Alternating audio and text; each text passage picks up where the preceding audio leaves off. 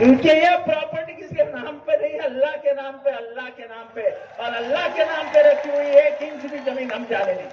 और वक्त का आज का कानून ये डॉक्टर बाबा साहब अम्बेडकर के दस्तूर के खिलाफ उठाया हुआ कदम है। तो मेरे साथ को हम दस्तूर बचाने निकले हैं।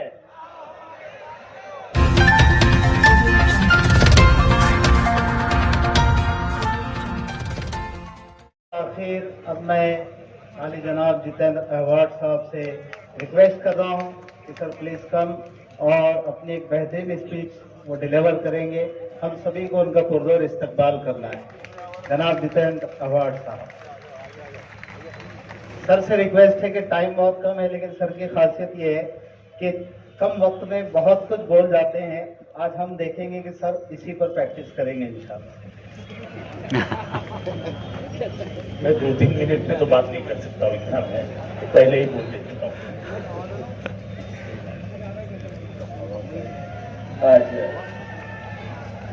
अस्सलाम वालेकुम रहमतुल्लाहि व बरकातुहू।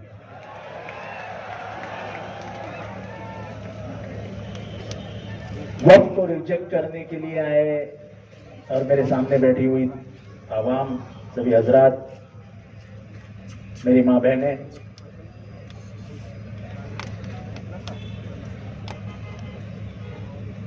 मेरे साथ बैठे हुए, मेरे पीछे बैठे हुए सभी बुजुर्ग और माहतराम,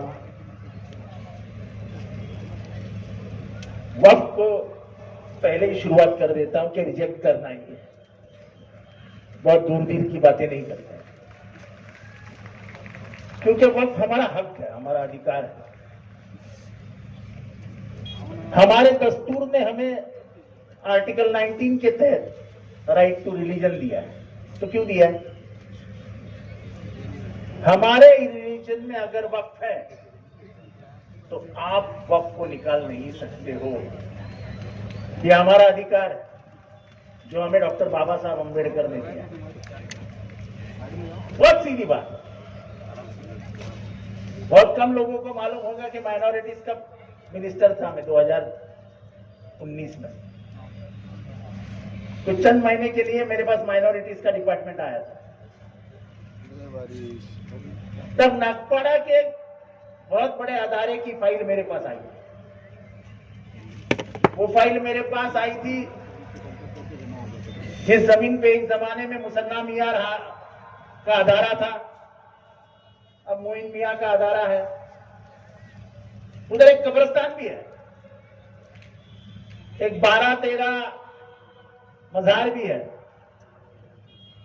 दरगाह है, और झगड़ा चल रहा था अंजुमन इस्लाम और सबके बीच में कि जमीन किसकी है। फाइल मेरे पास आई। जब मैंने फाइल पढ़ी और जब मैंने वक्त को जाना तो मैंने उस फाइल पे लिख दिया जो हमारे अभी लॉयर दोस्त कह रहे थे, वंस अ वक्त ऑलवेज अ वक्त। मेरा आज भी रिकॉर्ड है उस फाइल पर। और मैंने उसी दिन सब कलेक्टरान को लिख दिया कि आप 7/12 को इफेक्ट दीजिए, 7/12 पे लिख दीजिए कि वक्त की प्रॉपर्टी है, वंस अ वक्त ऑलवेज अ वक्त। वक्त की प्रॉपर्टी बेची नहीं जा सकती। जहां तक मेरी मालूमात है, मैं कोई इस्लामिक स्कॉलर नहीं हूं, कोई दीनी के मामले में जाता नहीं हूं, पर अगर मेरे पुरखों ने, मेरे बाप दादाओं ने धर्म के लिए, इस्लाम के लिए, हमारे दीन के लिए कुछ दे दी है प्रॉपर्टियां, तो धर्म के लिए ही इस्तेमाल होगी। यह सरकार क्या चाहती है? ये सरकार मुसलमानों को अपना दुश्मन समझती है। भाई साफ लफ्जों में कहो ना,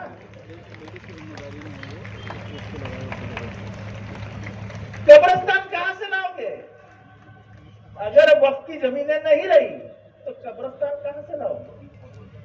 कब्रिस्तान लाने के लिए आपको कलेक्टर के सामने घुटने टेकने पड़ेंगे और भाई कब्रिस्तान दे दो, कब्रिस्तान दे दो।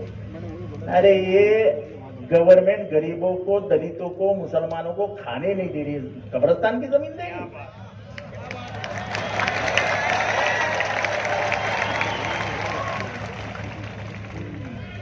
जिस तरीके तरीके से वकालत चीफ क्या हो, सुप्रीम कोर्ट में जो बहस चल रही थी मुझे मालूम नहीं कितने लोगों ने सुनी, लेकिन संजय खन्ना से जो chief justice his lordship justice Khanna थे, उनसे जिस तरीके से हमारे सॉलिसिटर जनरल तुषार मेहता बात कर रहे थे, कितने लोगों ने सुना था?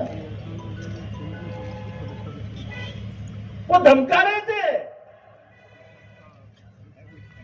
कि आप क्यों उसमें दखलंदाजी कर रहे हो। अरे भाई, संविधान में प्रावधान है, अगर लोकसभा में कोई बिल पास होता है तो उसका जुडिशियल रिव्यू करने का काम इस देश का सुप्रीम कोर्ट कर सकता है। और संजीव खन्ना ने जो कहा वो आप भी याद रखिए, ये जमीन जो है जिस पे आप बैठे हो, ये जमीन वक्फ की जमीन है कि नहीं है? जरा हाथ उठाओ और जरा जोश दिखाओ ना। ये मल्लिक अंबर की जमाने से है। अभी यहाँ के कलेक्टर पूछेंगे कागजात लाओ, तो मल्लिक अंबर जी को लेके आऊं क्या नीचे अभी? और यही संजय खन्ना ने पूछा कि भाई 1500 साल, 1400 में, 1300 में, 1200 में, 1600 में, 1700 में जो मस्जिदें बनी, जो कब्रिस्ताने बने, जो मजार बने, जो दरगाह बने, जो वक्फ की प्रॉपर्टी उस जमाने में बनी, उसका लीज एग्रीमेंट क्या शाहजहां से लेके आए? ये कौन से मुल्क की बात कर रहे हैं आप? इस देश के दस्तूर में स्पष्ट कर दिया है कि हमको हमारे धर्म का अधिकार है। बात यह है कि मेरे घर में क्या करना चाहिए ये मैं तय करूंगा ना, आप कौन होते तय करने वाले?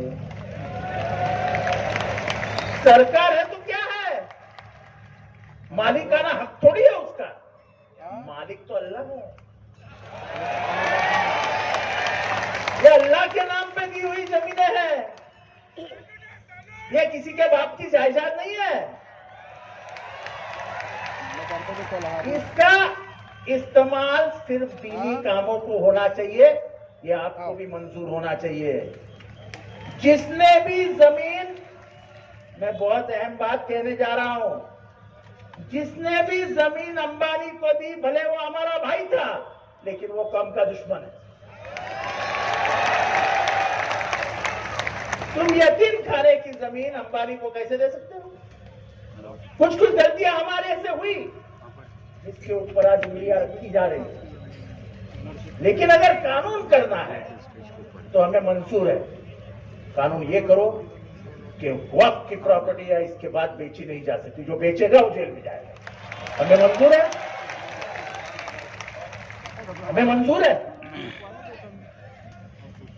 लेकिन हमारे बापजादाओं ने हमारे अगली नस्ल के लिए, हमारे कॉलेजेस के लिए, हमारे तालीम के लिए, हमारे मदरसे के लिए, हमारे मस्जिदों के लिए जो प्रॉपर्टियां हमारे दीनी मसलात के लिए रखे हैं, उसको खींच लेना। भाई साहब दोन आप ऐसे बाजू में खड़े रहेंगे तो मुझे बात करने ही नहीं है। मैं वो दिल से बात करने वाला आदमी हूं, मैं नकली बात नहीं करता हूं।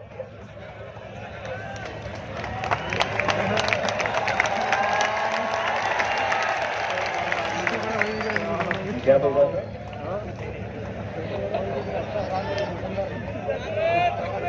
ये बापदादाओं ने जो प्रॉपर्टियां दी है वो हमारे अगली नस्ल के लिए है, और उस नस्ल को तुम घुटने पे लाके शर्मिंदगी महसूस करके उसको ऐसे खड़ा करना चाहते हो। भाई दे दे, भाई दे दे, भाई दे दे, भाई। ऐसा है, सब प्रॉपर्टी है जो वक्त की है। अभी ताजमहल देखो आगरा का, उसके बाद में कितनी बड़ी प्रॉपर्टी है। अगर सरकार उसको मालिकाना हक करेगी तो कल उधर 5 स्टार होटल बन जाएगा। आज दिल्ली में जितनी भी ओपन लैंड है, सबसे ज्यादा ओपन लैंड किसके पास है?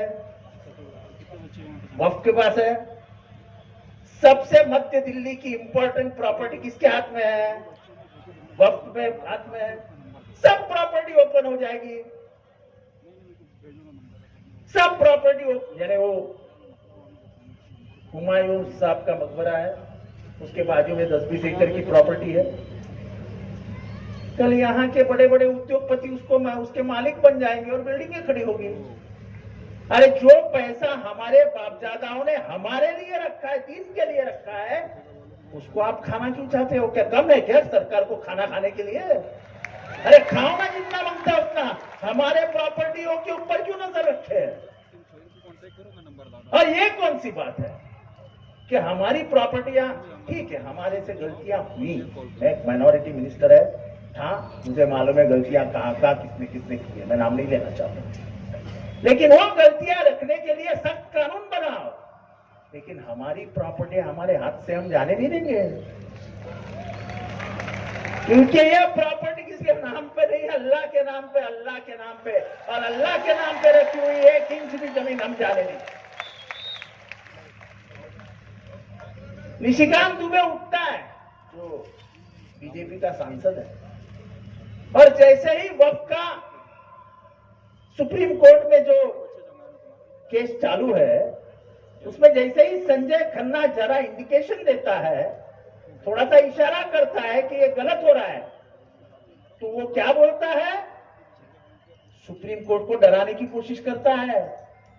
संजय खन्ना को बोलता है, हिज लॉर्डशिप संजय खन्ना जो रिटायर हो गए, कि ये संजय खन्ना सिविल वॉर लगाना चाहता है। अरे तुम क्या, जो जज आजाद सोच का है, इंडिपेंडेंट सोच रहा है, उसका भेजा भी अपने कब्जे में लाना चाहते हो?